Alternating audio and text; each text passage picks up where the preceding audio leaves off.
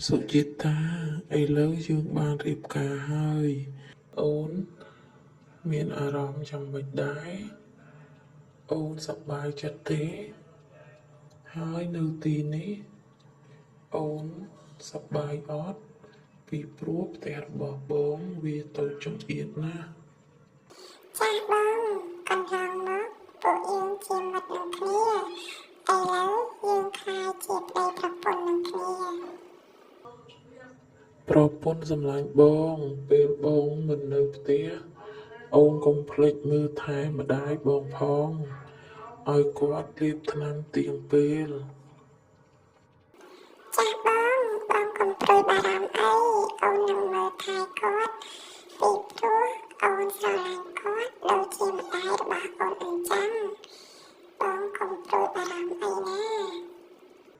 បងសប្បាយចិត្តណាស់នៅពេលឮអូននិយាយបែបនេះ